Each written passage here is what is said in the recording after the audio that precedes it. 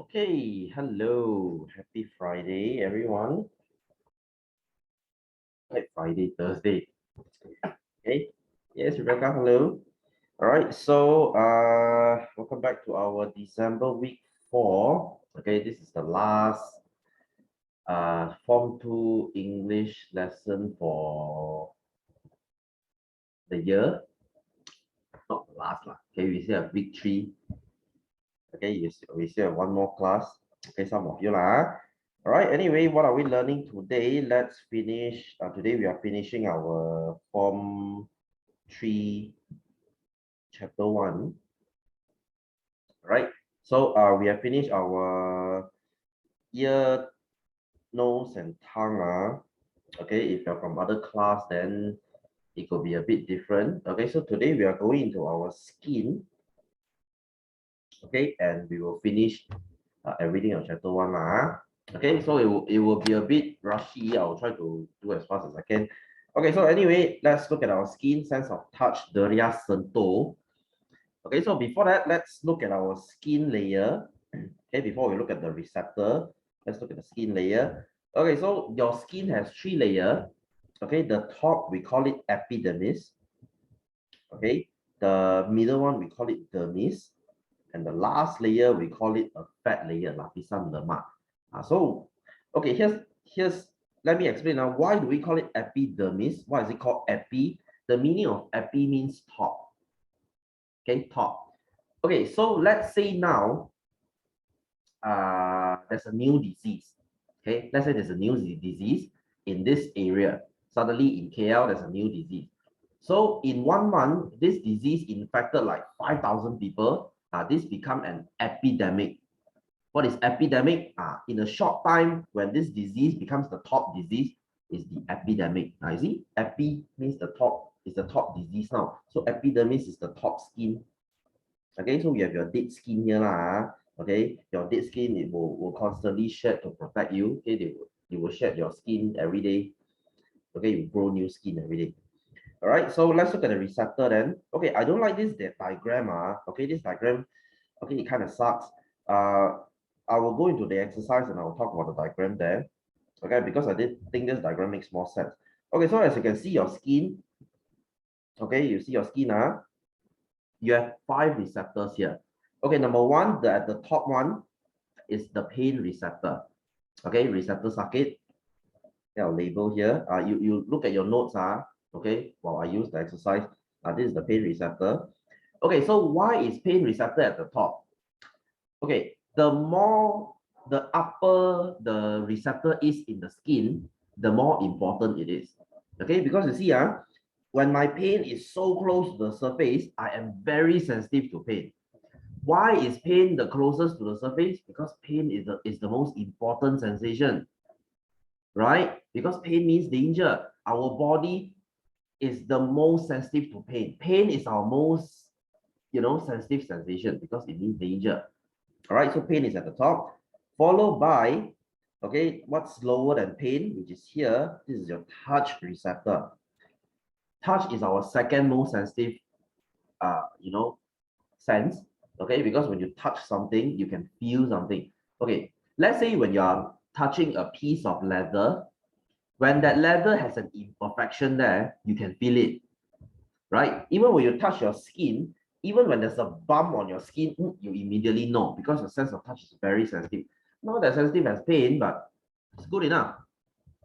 All right, and going to the down some more, okay, which is these two. This is your cold receptor, and this is your heat receptor. And as the name says, what they do lah. Okay, how do you recognize them? Okay, heat receptor is a bit like a popcorn. Okay, they are not drawing it very clear lah.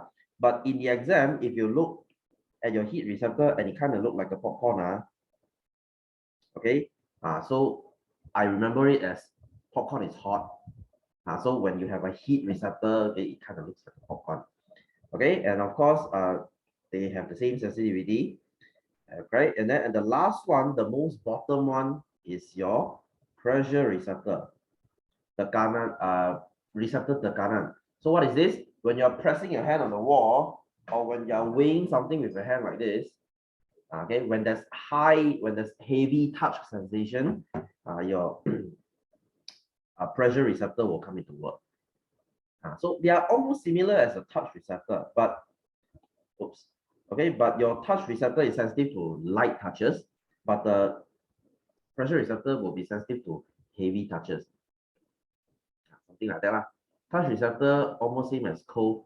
No, you see, touch is a bit up, cold is a bit down. You see, touch is close to the epidermis one. It's just right at the bottom, whereas cold and heat is at the middle of the dermis.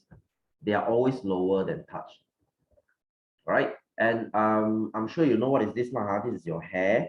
You learned this in Form 1 already in your homeostasis. And then this is your erector muscle. Your hair will stand up when you're cold. And of course, this is the sweat gland. Okay, you sweat when you're hot.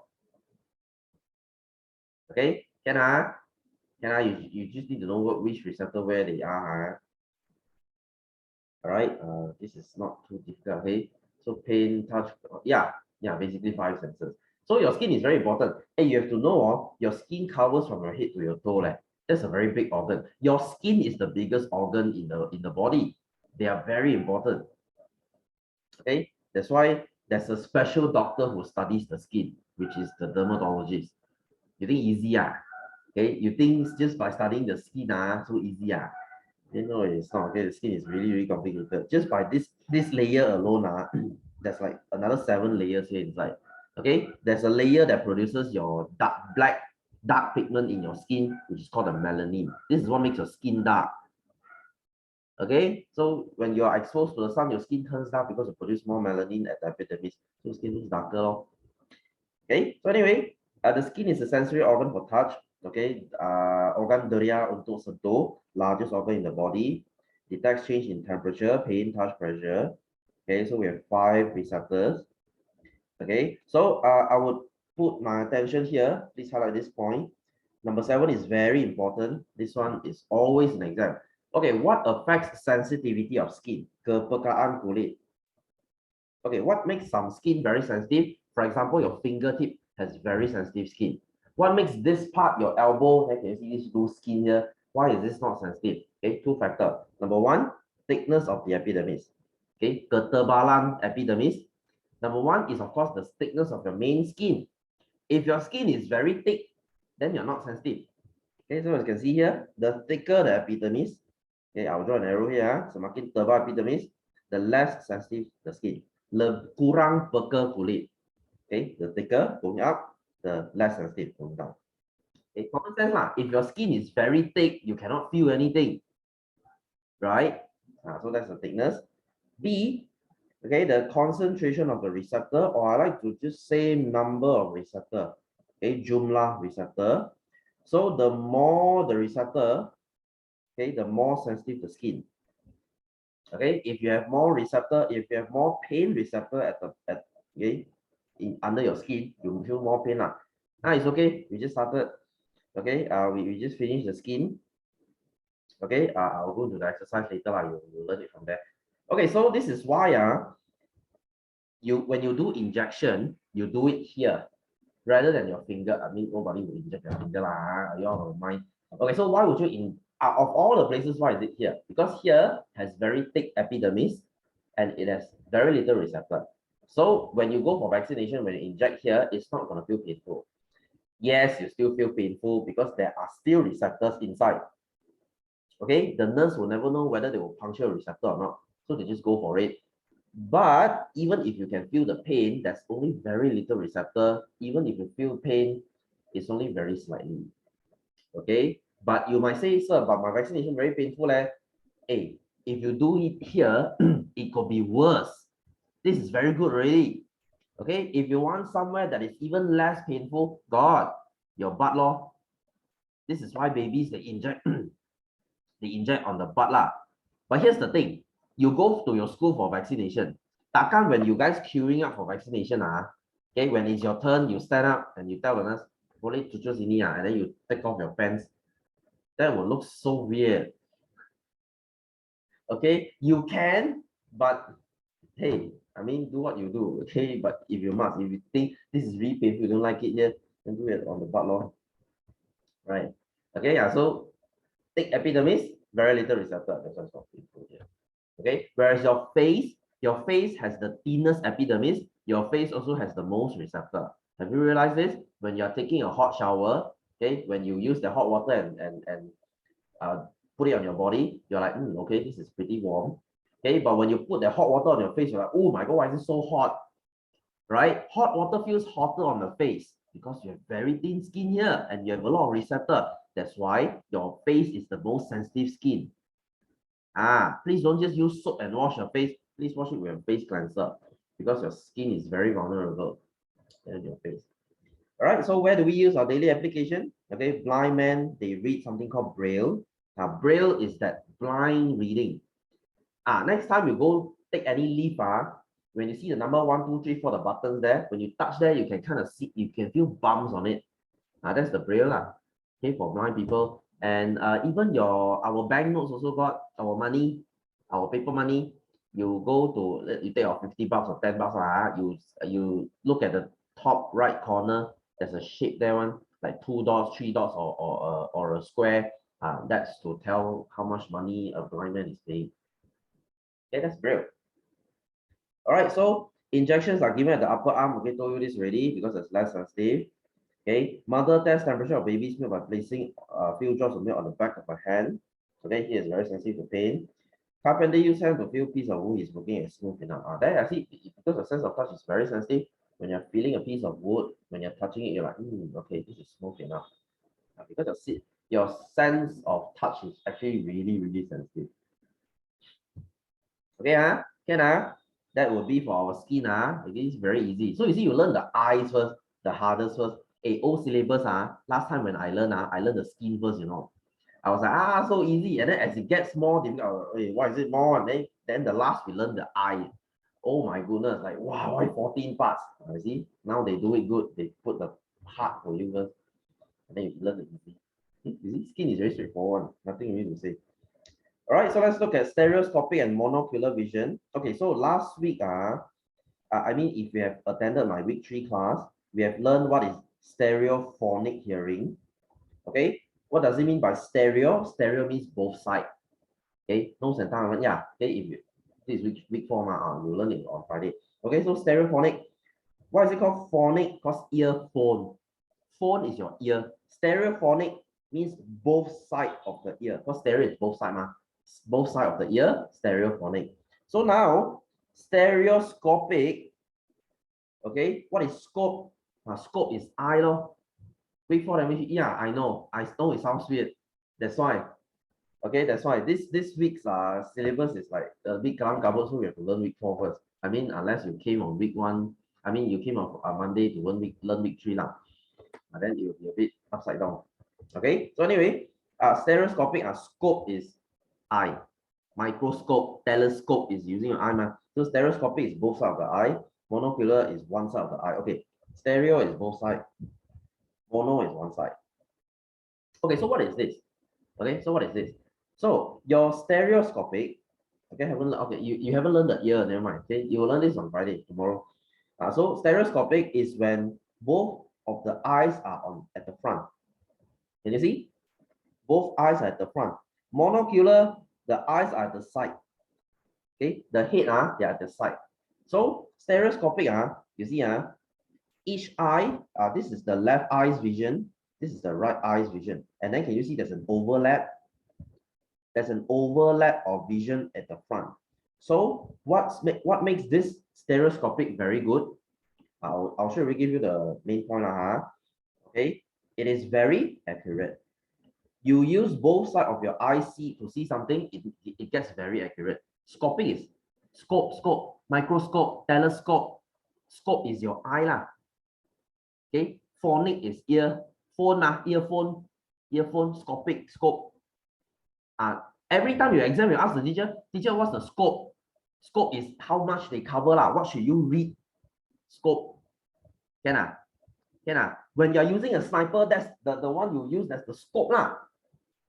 Can? So stereoscopic is both sides of the eye. Okay, what makes this good is it is very accurate. Okay, stereoscopic means 2 eyes, yes. Okay, I finish this, you will understand. I finish it. Sometimes, oh guys, you let me finish first. I haven't finished my sentence. I haven't finished everything. Of course, you don't understand one. You let me finish first. Okay. So stereoscopic is using both sides of the eye. Okay. Let me ask you. Today you try close one side of your eye and you do something. You cannot do one. Not say cannot do lah. You close one side of your eye. You take, let's say, or you do this. You put a thread through a needle. You try and do it with one side of the eye. You cannot do it one because it's not accurate. When you close your eye, you want to take something, and it's like, why is my hand not accurate? Because you need both sides. Okay, so when you have both sides of the eye at the front of your face, okay, this is accurate. But the bad point is it is narrow. Okay, can you see it is narrow? I mean, compared to this one, this is narrow. Okay, so you might say, okay, so what, sir? Who uses this? Who uses this? Predator. You learned what is predator, right? Pemangsa. Okay, as a lion, if you're a lion, as a lion, what do you think is more important? Wide field of vision or accurate vision? Of course, accurate lah. You're trying to catch your prey, what? You are a predator. You're trying to catch your prey. Let's say you're trying to catch a deer. A deer can run really fast. You must pounce it at the right time, right? So you must be accurate. You don't care about vision. You don't care about the field. How wide is it? I don't care. So this is mostly for predator. Okay, so I can guess you already know what's for monocular. Okay, monocular is when the eyes are at the both sides of the head. Okay, so what makes this good? You see, very little overlapping, so it makes them less accurate. But since they are at both sides, right? Okay, at both sides of the head, right? They make their vision very wide. Okay, very wide field of vision. So what makes this very good? They can detect the predator lah. So this is mostly for prey, for mangsa. Okay. As a prey, let's say you are a sheep, you are a deer, you are a rabbit. What's your point? What's your major job? You are to run away. Okay. You don't care whether accurate or not because the only thing you eat is grass. Okay. You just bend down your head, got grass already, man. Need so accurate for what? But you need very wide vision so that when the predator is coming from the back, you know you will run. Okay, you get what I mean? So this is why you see most carnivores, have you realized this? Most carnivores, the eyes are at the front. Okay, for example, lion, tiger, any cat family animal, panther, cheetah, puma, they are all stereo. Okay, what is human? Human is stereo. That's why we are predator. Okay, both our eyes are at the front. Owl, okay, owl, eagles, foxes, okay, fox, dogs, cats, they are all at the front because we are all predators. But you look at herbivores, herbivores at the side one. You see chicken, you will see chicken before. Both the eyes are at the side one. They look very dumb one. Okay, when it is a herbivore, the eyes are at the side, you just know that they just look dumb. Okay, you see horse also like that, sheep, goat, deer, cows, they are all at the side one. Okay, because they need wide vision.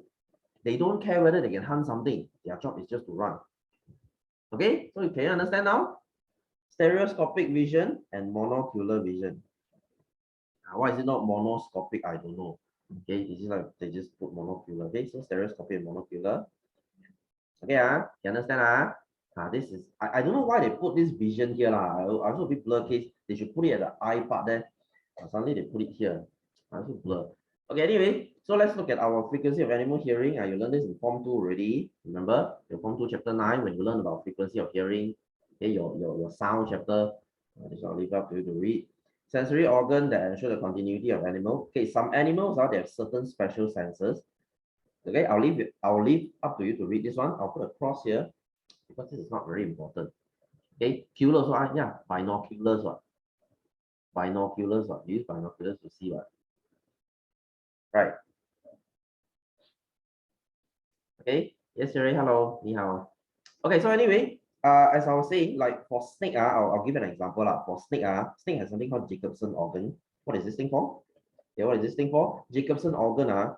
Okay, you see our sense of smell. Okay, some of you haven't learned this yet. Sense of smell, we can only smell something with our nose. But you see, snake, their Jacobson organ, they can detect heat as well. Their nose can detect heat. This is why snake can find where you are. As long as you're giving out heat, snake can find you because their Jacobson organ is very sensitive. Okay, so not all of us have this, only snakes that have this. Okay, these are like special features in certain animals. Okay, like we don't have it. Like you see, eel is electric shock. You electric shock, man, don't have. So this is a special feature. Okay, so okay, so this one I'm gonna skip lah. So next one, let's look at plants. Okay, this is really simple. Okay, plant is really simple. Okay, so in plants, okay, hang on, am I missing anything else? No. Okay, so make sure you come to week 3. If you haven't, I'll talk about the eyes and nose. Sorry, the nose and the tongue. Okay, your sense of smell and the sense of taste. Okay, so for those who have already, then good lah. All right, so let's look at stimulus and response in plant. Okay, plants will produce response as well. It's just that plants response is very slow. Okay, very slow. You give plant sunlight, they can grow. They can give you a response, they will grow. But it takes days and weeks to see. Okay, so the response in plant, there's a name for it. We call it tropism. Okay, tropism. PM is tropisma. Okay, tropisma. So tropism, okay, is the response, is the gerak balas in plant. Okay, so plant is, okay, plant is, they will respond to what? They will respond to water. They will respond to gravity. They will respond, some of them, to touch. They will respond to light, right? All these are tropism. Okay, all these are tropism. Okay, for example, let's look at all these. These are all the tropism. Okay, as I said, if they grow towards light, if there's a response towards light, it's called phototropism. Photo. What is photo? Photo is light law. Photosynthesis, phototropism. So what is geotropism? Geotropism is gravity lah. Geo what? Geography what? Your ground what? Geotropism lor. Okay, what is hydrotropism? What is hydro? Hydro is water lah. So hydrotropism is respond towards water. Thigmotropism, thigmo is touch. Okay, touch. Okay, there's two touches here. There's nestic movement and there's thigmotropism. I'll explain that later. Okay, both of these are touches. Okay, both are touches. Okay, so let's look at tropism first. Okay, this part is really simple. Tropism is really simple. Okay, when you grow towards something, it's called positive tropism. When you grow away from something, it's called negative tropism. Okay, now so example, phototropism. Phototropism is growing towards light. So who will grow towards light? Shoot lor. The shoot and the leaf lor. Okay, the batang lah. The batang will grow towards light. So it's called positive phototropism. Phototropisma positive. They will grow towards light. But if I'm growing away from light, for example, the root shoot is the same. Yeah, shoot is the same. Okay, so root is growing away, right? Because root, they don't like sunlight, root, they will grow down, sun is at the top, so they are not growing towards the light, so they are growing away lor. So it's called negative phototropism. Phototropism negative. Yeah, that's all. That really is all. Okay, I mean plants only. What's there? What's so much about plants? Okay, so geotropism. So this is for gravity. So positive tropism is positive geotropism is who? Root lah. Because root goes down, gravity goes down, root grow towards gravity, so positive geotropism lor. So who is growing away? Your shoot lah. Because gravity is down, shoot they grow up, so it's negative geotropism lor. It's the reverse of phototropism. Okay, like that lor. So you see your plant, when you put it like this, the root will somehow always go down. The root will always go down. So that is positive geotropism for the root. Okay, so hydrotropism. Hydrotropism is going towards water law. So root will always grow towards water, because they suck water, they absorb water, so positive hydrotropism.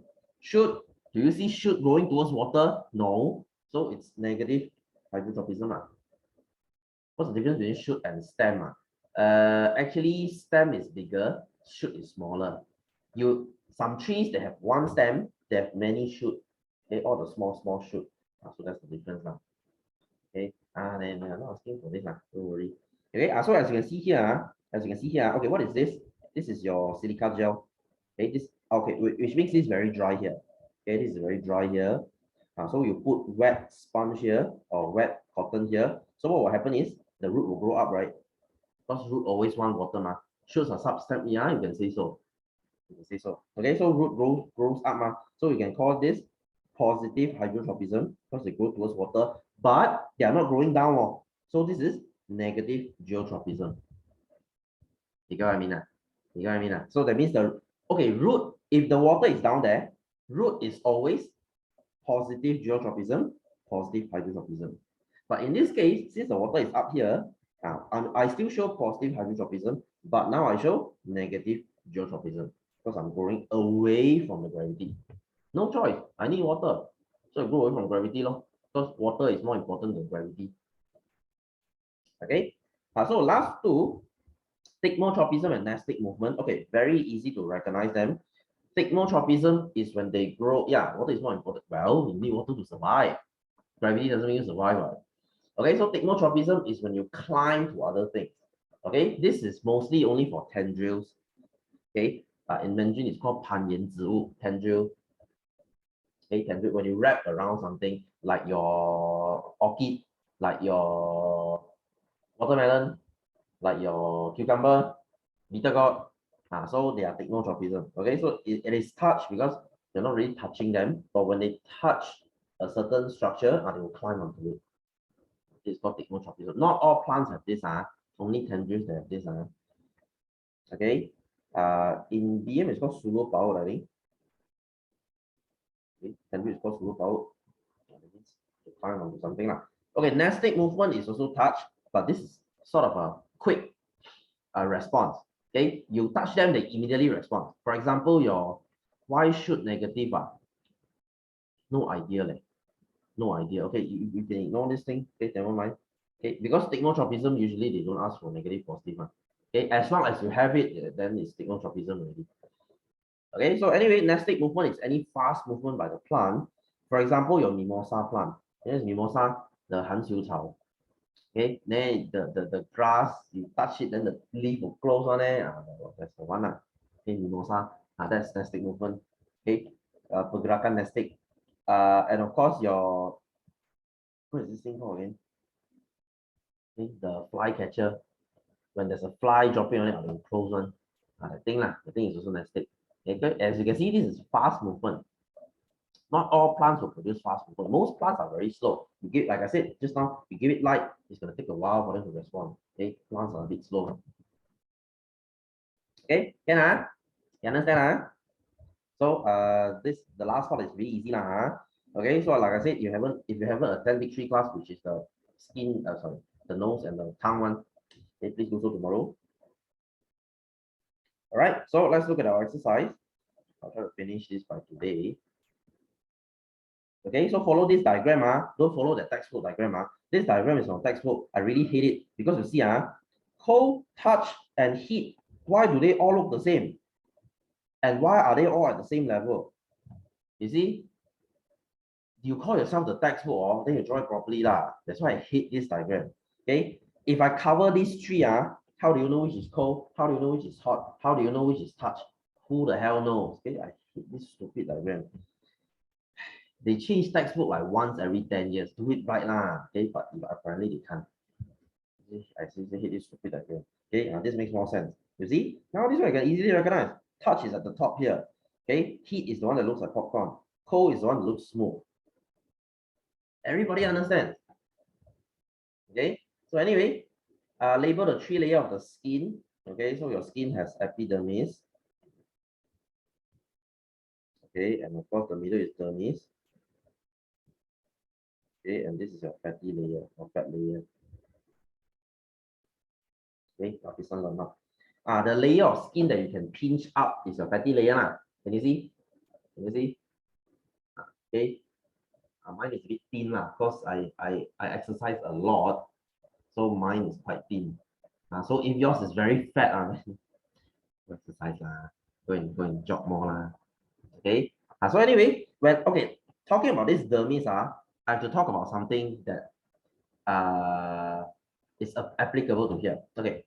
Can you see my hand? Can you see my arm? You know what is this? This is tattoo. Okay, I just got it like weeks ago. Okay, so how does tattoo works? Why is tattoo permanent? Okay, as you see, epidermis, okay, this top layer, they will always shed off the dead skin, right? Every day you will change a layer of new skin. Okay, a layer of new skin, layer of new skin. So if your tattoo is only here, okay, this thing will go away. Okay, after a few days, your tattoo will be gone. So what do they do is when tattoo, okay, have you seen a tattoo before? Basically, they use a needle, a machine needle, and then they will put ink onto your skin. So basically, they use a needle and then they poke into the dermis and they put ink here. Okay, and then they put ink here. So you don't change your dermis. Dermis stays with you for life. That's why tattoo is permanent lah. Yes, in the dermis. That's why it's permanent. Okay, tattoo is permanent. So okay, this tattoo I've been wanting for 2 years already. Okay, so next time, that's what they always say. Think before you ink. Okay, you don't go and tattoo some stupid shit. Later you 5 years later, oh shit, I regret. So how? Okay, looks like yeah. Okay, thank you. Okay, so if you got a tattoo, 5 years later you regret, there's still a way to save it. You go for laser, lor. But let me tell you, laser is very painful. Okay, they have to use laser basically to cut this ink away. Okay, and you thought one time can gone. No, you have to do like 10 times. And even you got that tattoo removed, you have a scar there. Okay, so don't be stupid. Go and put your girlfriend's name here. Okay, then you later you break already, or shit, awkward already, lor. What do you do now? Or you put your girlfriend's face here because you love her so much. Later, oh shit, you broke up already. How? Go and ask your tattoo artist, go and change something. Okay, draw her into a devil or something. Who knows? Okay, because you broke up, you hated her, you hate her already. So you draw her into a devil, draw her into Satan. Whatever. So epidermis changes. Yeah, you change your epidermis every day. You see, okay, I want to talk about whitening. Okay, you see, under here, your skin will produce melanin, which is the dark pigment that makes you dark. Let me ask you, is there any cream that can make this melanin go away? No. No. Stop believing in all this stupid whitening product. It does not work. It works at first because there's some whitening agent that makes your skin look fair for now. For now, you wash it away, there's no more. Whitening product does not work. Let me ask you, you tell me, is there any dark person, any black people who change into white one, change into fair one? You name me one. You don't tell me Michael Jackson. Michael Jackson got skin disease. That's different. Okay. Have you seen any African American, okay, as in black people in the US lah? Have you seen any of them change to white? No, because whitening does not work. There's no such thing. How much melanin your body produce? It is your gene. If your parents are dark, you will be dark. End of story. So stop wasting money buying all this stupid cream. It doesn't work. They're just to earn your money. Okay, that is no, it's here, epidermis. It's your epidermis. Okay, epidermis got many layers one. Okay, but one of the layers to produce the dark pigment. That thing doesn't go away. Okay, so yeah lah, when you go under the sun, you will be dark for now. Okay, you few months later, you will get rid of the extra melanin, and then you will turn fair again. I'm sure you have noticed this, right? You see your friend who play basketball very dark one, all during this MCO, later you see them again, they turn white again already. Right, all right, because how much melanin you produce is actually a gene. Okay, your type epidermis, yeah, it changes, but the dark pigment doesn't. Okay, the melanin doesn't. Okay, so label all the receptor. Okay, I've already done it for you. Okay, your pain, touch, heat, cold, and pressure. Okay, that's 5 here. So state the function of, I don't think I need to tell the function, right? What's the function of pain receptor? To detect pain. No? What's the function of touch receptor? To detect light. You can say light pressure. Okay, because high pressure is to detect high pressure, but cold receptor is to detect cold. Heat receptor is to detect heat. I don't know what else can I say. Okay, so let's write this yourself. Okay, so it's D. Complete the sentence below with the correct answer. The skin is the largest organ of the human body. I didn't ask for this thing. This is actually a fun fact. This is a trivial fact. Okay, so number 2. The sensitivity of the skin depends on the number of receptors or concentration of receptor, okay, jumlah receptor, okay, found in the skin. So blood vessel gland receptors are found in the dermis. Okay, as you can see, your gland blood vessel receptor, okay, they're all found here. Okay, they're all found here. So you see your sweat gland is here. I see everyone has different sweat gland. Okay, if you have more sweat gland, you sweat more. Like me, I have a lot of sweat gland. Okay, I sweat very easily. So that's why you see some people, why do they sweat a lot? Why some people they don't sweat? It's because the amount of sweat gland present under the skin. Okay, so number 4, the elbows and where else not very sensitive are the buttock lor. Okay, your bontot lah. Okay, are not very sensitive because they have thicker epidermis. Okay, your butt has very thick skin. Okay, so what receptor detects light pressure? Okay, the touch receptor, receptor sentuh. Because when you touch something, it's light pressure, whereas the pressure receptor, okay, receptor tekanan, they will detect high pressure, which is something that when you're pressing on your hand very hard, when you're carrying a very heavy object, that's the pressure receptor working. Okay, that's why they're at the most bottom. They are not the most important. Okay, so E, state the receptor which are close to the surface. Receptors so pain pain and touch and receptor sakit, receptor sentuh, they are at the top.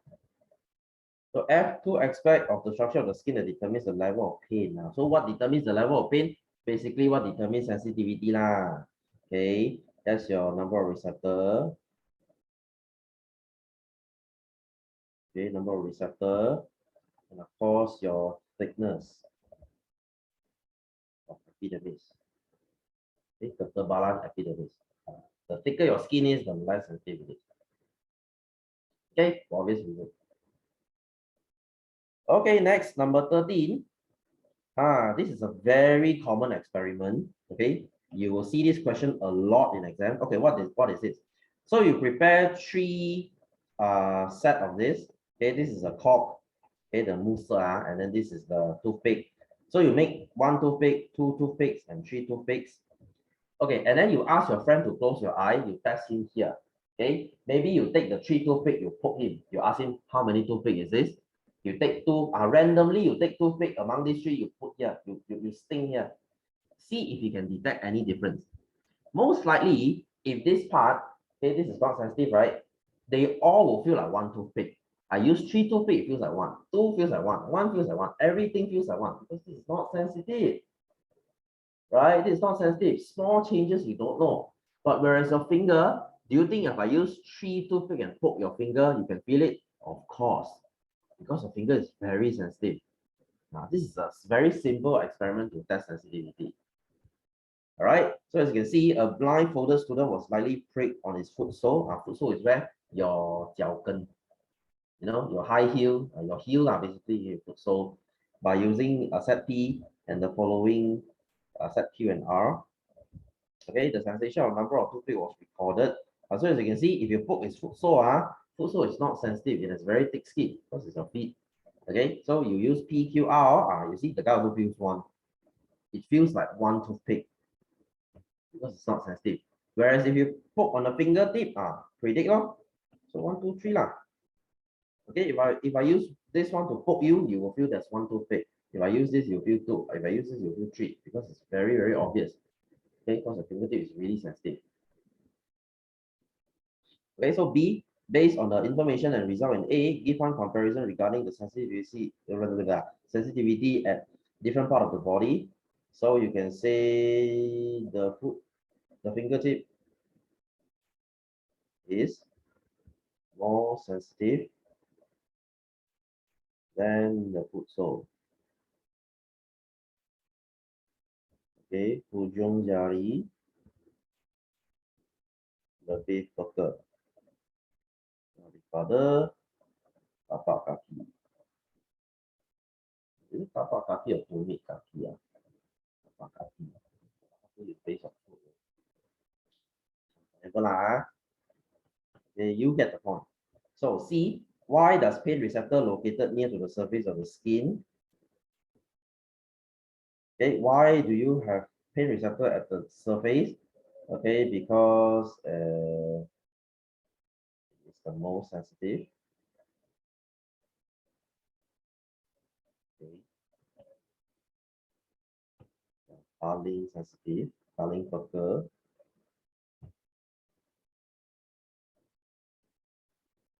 Okay, it's most sensitive, so you are able to detect pain easily. Okay, harmful from the sun, sakit.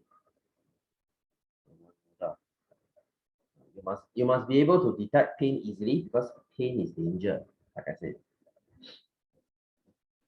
Okay, pain is danger. When you touch something really, really hot, it's not your heat receptor working, it's a pain receptor working. Because when you touch hot water like 100 degrees Celsius, it is a pain. Okay, it is not about heat. Heat is about when you detect, oh, your room is really hot. Let's say you didn't switch on the aircon, so you feel hot. That's your heat receptor working. Whereas when you touch something really hot, that is pain receptor. Okay, do you feel pain when your room is hot? No. Do you feel pain when you touch hot water? Yes. Okay, so you draw your hand away. So your pain receptor is very, very sensitive. Okay, because pain is danger. Nobody likes pain, lah. Nobody likes pain. So D, how would a blind man know whether he's paying the correct amount of money? Okay, by the braille on the banknote. Okay, banknote is the 纸钱, the banknote. Please don't say money. I really hate the word money. Money has a lot of form. Okay, cryptocurrency is money too. Okay, the money that you can touch is either coin or banknote or check if you want to put it that way. So braille. Okay, so tulisan braille. Okay, so that's a banknote. So E wanted to test the warm water bath, whether it's suitable temperature for baby. Suggest how she can test the water.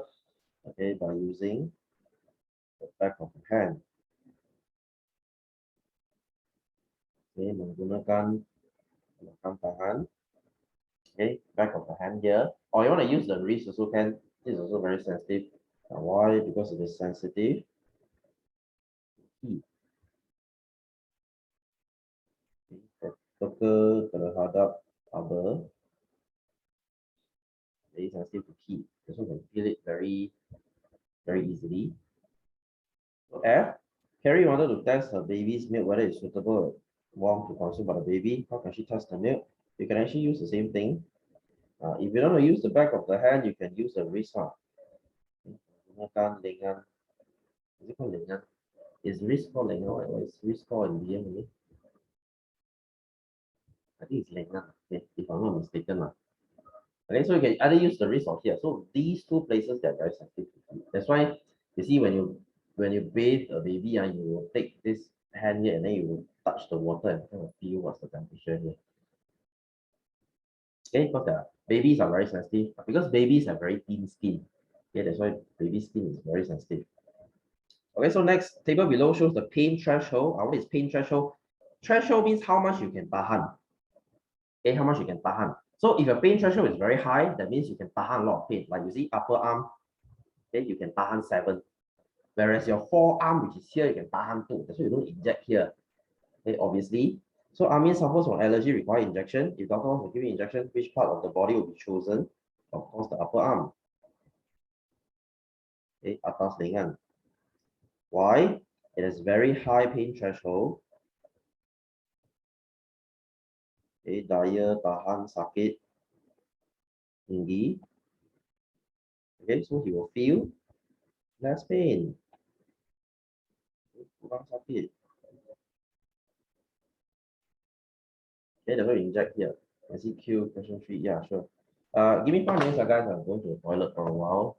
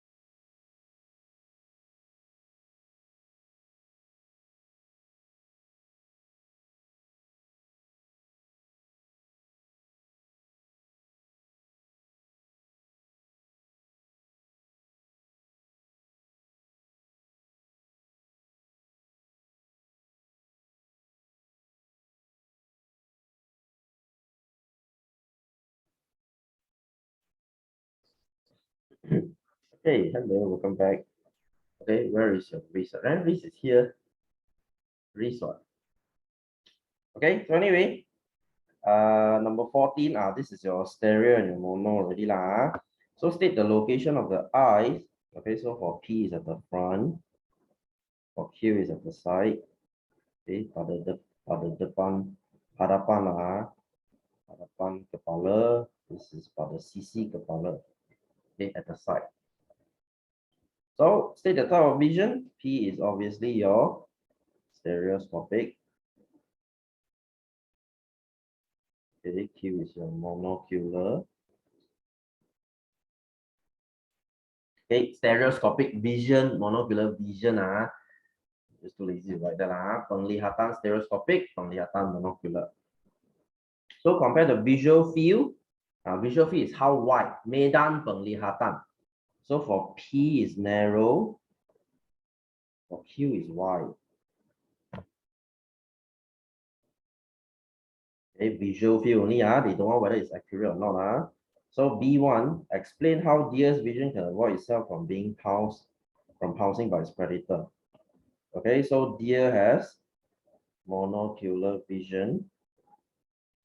Okay, penglihatan monocular, so it has wide visual field. Okay, wide visual field, able to detect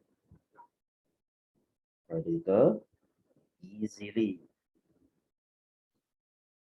Okay, medan penglihatan luas, mampu memesan pemangsa dengan mudah. Okay, you can easily see who is coming. So state the advantage, it is inaccurate. Okay, kurang tepat. If you want, you can say inaccurate in determining the position of the object, determining the whatever if you want to write it that long. Okay, I will just say inaccurate. Okay, so if you look at the lion, so they're at the front. So this stereo. So lion is strong and a fast predator. It can pounce its prey at the right timing. In your opinion, how does the lion's vision allow itself to pounce on prey accurately? So it's the opposite of this answer. So it has stereoscopic vision. Stereoscopic vision. So it can determine position of prey accurately. Okay, boleh menentukan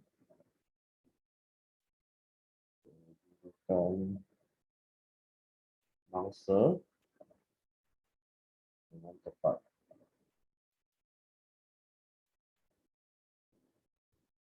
Okay, so state the disadvantage.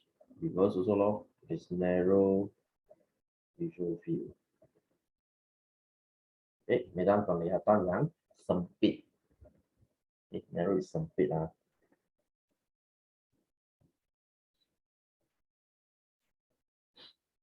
Okay, not the best handwriting in the world, but as long as you understand, then good enough.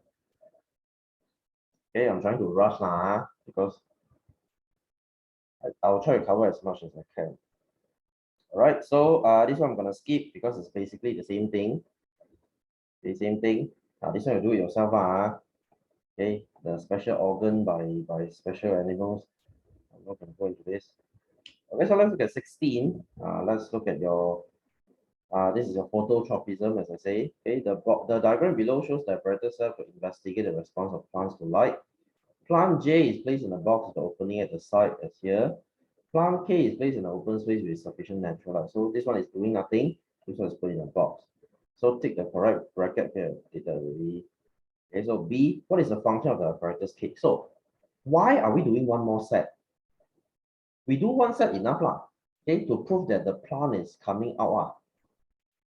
Okay, why are we doing one more set? Okay, here's the thing. Whenever you are doing an experiment, you are doing one set that is without anything one, that is what we call a control. Okay, sebagai kawalan. Okay, what does it mean? So for example, now let's say you're Pfizer. Let's say you're Pfizer. You made a new COVID-19 vaccine, right? You made a new COVID-19 vaccine. So how do you prove that your vaccine works? Very easy. You ask for 10,000 people, 10,000 volunteers. You give half of them vaccine. The other half, you just give them sugar water, but they don't know. Okay, you randomly give. Okay, they both look the same. Both needles, they look the same. Both injections look the same. So if you're a volunteer, you don't know what you're getting. Okay, you don't know what you're getting. So at the end of the day, okay, you let them go, you inject them, and then a few weeks later you ask them to come back, you detect the antibody. Okay, so if the one that takes the vaccine has very high antibody and the control has no antibody, you know the vaccine works. So why do that control? Why not just put the vaccine now so that there's a comparison? If you give all of them vaccine, all of them has antibody, how do you compare? How do you know if I don't take the vaccine, how much is it? You get what I mean? So we are doing one more set without anything as a control so that we have something to compare to. So now once I put this in the box, this thing will grow out of the box like this. Now at the end of the experiment, I can compare. You see, oh, when I put it in a box, it grows like that. When I don't, they grow up. See, there's a comparison already. So this is a control, something for you to compare to. The baseline, we call it control. Okay, so C, state one condition that is fixed in both. So what is fixed? So your CV lah, constant variable. You can say the number of plants. Okay, jumlah tumbuhan, as you can see, 4 here, 4 here. You can say amount of water in the soil, temperature, humidity, the amount of, like you know, first one is dark. What else? The type of plant. You have many CV. Okay, you just need one. So D, name the tropism shown by the shoot. This is called positive phototropism. Okay, always remember, don't just write the tropism. You have to write positive or negative. Because since this is a shoot, right? It is going towards slide, right? So positive phototropism. Okay, it can be negative phototropism, okay, positive geotropism, whatever, but you must write positive, negative. If you just write phototropism, your teacher is going to put a question mark there. What phototropism? Is it positive or negative? Okay, so number 2, state the importance of phototropism to obtain sunlight lah. Okay, untuk mendapat cahaya matahari lah. For what? Get sunlight for what? For photosynthesis lor. If you want to complete the answer, whatever lah. Okay, so 17 is the same thing. I see this one got water, they will go down.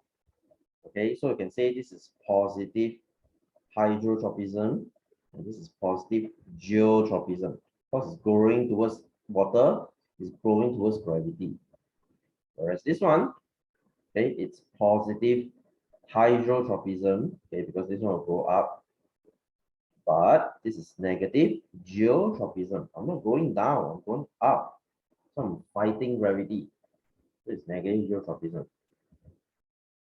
Okay, so draw your observation. Draw it yourself out. Don't need to draw. Draw this down, draw this up. So name the response. Okay, there are actually 2 here. Okay, there are actually 2 here. There's actually hydro and geo. Okay, so see which one you want to write lah.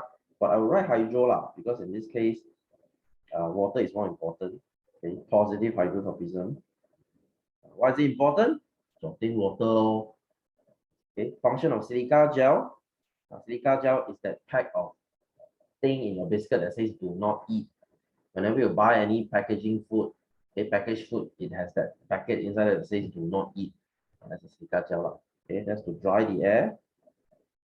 Okay, that's to dry the air. Absorb water also can. Okay, they will absorb all the water here.